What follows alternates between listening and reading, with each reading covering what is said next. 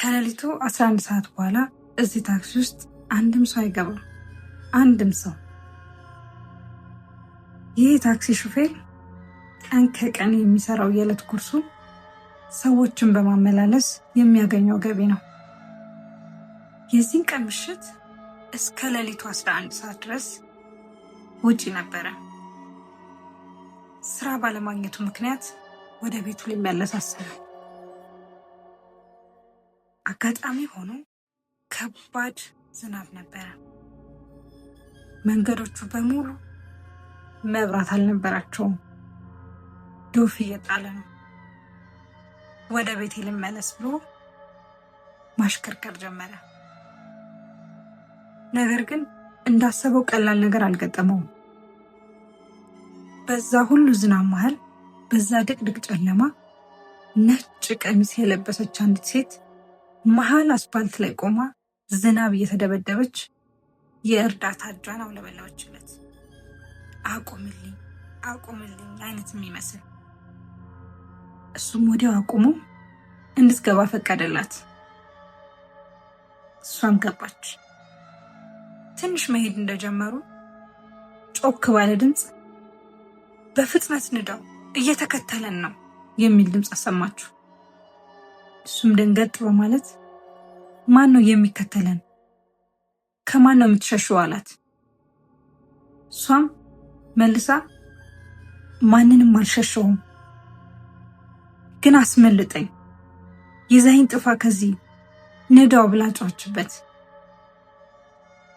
ዞር ብሎ ሲመለከት ከጀርባው ጥቁር መኪና እየተከተለው ነው። ፍጥነቱን ትንሽ ጨመር አድርጎ መሄድ ጀመረ። እየተርበተበተች እባክህ አስመልጠኝ ትለዋለች። ከደቂቃዎች በኋላ ግን ጸጥ አለ። የሚቆራረጠው ትንፋሿ፣ ንዳው የሚለው ድምጿ ጸጥ አለበት። ደንገጥ በማለት ወደ ኋላ ዞር ሲል ማንም ሰው የለም። በስፖኪዮም ሲመለከት የሚከተለው መኪና የለም። ደነገጠ።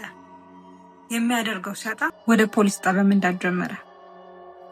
ፖሊስ ጣቢያም እንደደረሰ ለፖሊሶቹ ያየውንና የገጠመውን ነገር ማስረዳት ጀመረ። እነሱም የሚያወራው ነገር ሊገባቸው አልቻለም። ደግሞ ደጋግሞ ማስረዳት ጀመረ። ከዛም ከመሃላቸው አንደኛው ፖሊስ አንድ ነገር ትዝ እንዳለው ነገር ዞር ብሎ ወደ ቢሮ ይገባና ከፋይል ማህደሮች ውስጥ አንዲት ፎቶ ይዞ ይመጣል። እናም ለዚህ ሹፌር ይህች ልጅ ነች ብሎ ያሳየዋል። ሹፌሩም ደንገጥ ብሎ አዎ እራሷ ነች፣ ነጭ ቀሚስ ለብሳ ነበር አለው። ፖሊሱም ከዛሬ 10 ዓመታት በፊት እዚህ ቦታ ላይ የተገደለች ሴት ናት። ብዙዎች ሌሊት ላይ ሲነዱ ነጭ ቀሚስ ለብሳ ትታያቸዋለች፣ እናም እኛ ጋር ይመጣሉ ብሎ ነበረው። ደነገጠ። ከዛን ቀን በኋላ ይህ ሹፌር ህይወቱ ተቀየረ።